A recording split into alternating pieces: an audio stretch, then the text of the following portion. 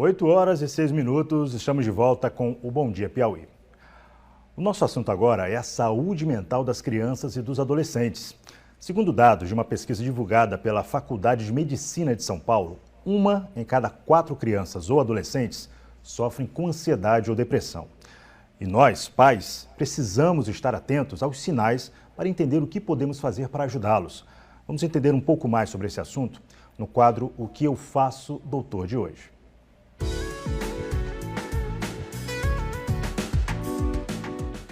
O João Vitor faz tratamento para ansiedade há 2 anos. A mãe dele, a Josenilda, conta quais sinais serviram de alerta para a necessidade de buscar ajuda profissional. Muito irritado, muito impaciente, né? Muita falta de atenção. E isso veio causando muitos prejuízos para ele, tanto escolar como na convivência, né, com os outros coleguinhas, convivência com a família, né? Então foi percebendo isso que nós buscamos, né, orientação, buscamos ajuda e graças a Deus eu procuro estar sempre me informando, estudando para ajudar ele, né, nessa questão. Uma pesquisa realizada pela Faculdade de Medicina da Universidade de São Paulo mostrou que 1 em cada 4 crianças e adolescentes sofrem com ansiedade e depressão. É importante a gente entender primeiro que tem a ansiedade normal, que todos nós temos, é uma ansiedade que vai preparar a gente, que vai fazer com que a gente enfrente diversidades no dia a dia. Mas tem também uma ansiedade que ela causa um prejuízo, que é o que a gente chama de ansiedade patológica.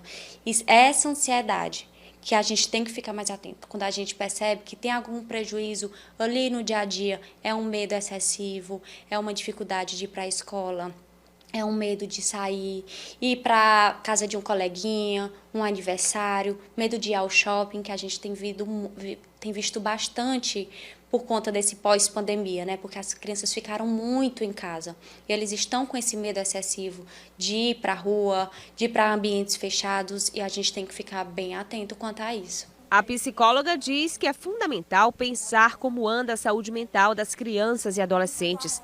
E é necessário saber exatamente o que fazer para ajudá-las a ter uma rotina saudável. Além do acompanhamento psicológico que acontece dentro do consultório, os especialistas orientam que os pais precisam dedicar um momento assim, como a Josenilda e o João Vitor fazem agora. Um momento de brincadeira pode ser essencial no tratamento contra a ansiedade. As atividades tornam o espaço de diálogo mais aberto e assim a criança fica mais à vontade para se expressar. É muito importante que tenha um momento dos pais com a criança, né? Se não pode ser um almoço porque os pais estão trabalhando, a criança está na escola ou às vezes estuda integral, faz um jantar, né? Ter um momento no final de semana, um momento da família, um momento de escuta, né? Não é um momento ali para saber só dos problemas, mas um momento bom, um tempo de qualidade, que não seja todo mundo ali no celular, mas que seja uma brincadeira, seja um filme, depois conversar sobre o filme, aí dar um parque, um passeio. Eu acho que isso tudo vai colaborando para facilitar o diálogo e que isso seja uma conversa aberta.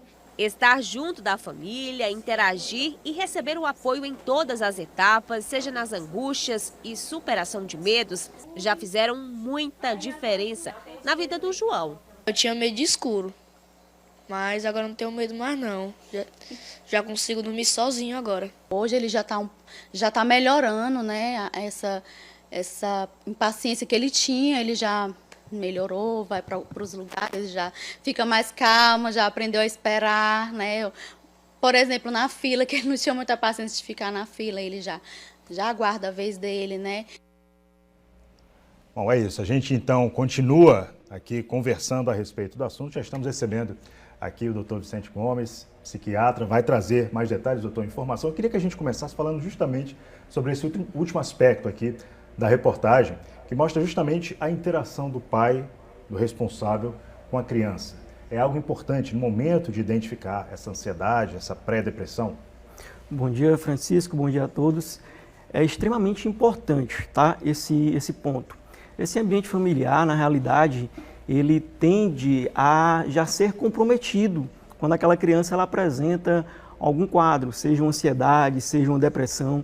Tá? É a família que às vezes é muita correria, há um nível de estresse dentro de casa, o pai irritado, estressado, tá? Direcionamento para outras coisas, deixa de ter aquele contato básico ali no dia a dia, aquele momento realmente de uma aproximação, de um almoço juntos, de um café da manhã, tá? E acaba que às vezes o pai e a mãe não tendem a prestar atenção em alguns detalhes, mudanças de comportamento, irritabilidade, tá? A criança ou adolescente passa a ficar mais irritado, passa a ter queixa, alguns sintomas físicos, evita ir à escola com medo, com receio que aconteça alguma coisa, padrão do sono pode ficar alterado. Então, são vários sintomas que é importante a família estar ali atenta para observar isso. Até porque a criança não vai saber necessariamente explicar o que está sentindo ou esses sintomas, né? Isso, exatamente, né? A criança ela tem aquela limitação no sentido de falar, daquele diálogo mais direcionado para o problema, tá? E às vezes a própria também atenção da família, onde a criança já sente ali que o pai não dá muita atenção, tá? Tem aquele receio daquele contato de falar alguma coisa e o pai e a mãe falar que é bobeira, que é besteira, que é falta do que fazer. Isso acaba às vezes ainda prejudicando mais ainda a situação. Uma vez identificado o problema, doutor, qual o passo a passo para que o pai, o responsável, procure auxílio para aquele filho que ele realmente percebe que está precisando? Isso, é fundamental procurar ajuda profissional, tá? Levar a criança, adolescente para um profissional, inicialmente pode ser um psicólogo para fazer uma avaliação inicial, tá? Ter informações também do ambiente escolar, com professores, com diretores, para ver como é que está a interação. O desempenho escolar também acaba sendo muito comprometido nesses casos. Aquela criança que tinha um bom rendimento, que estudava, se dava bem, e de repente aquela criança caiu o rendimento, mesmo ela estudando, mesmo ela se dedicando, o rendimento dela escolar é baixo.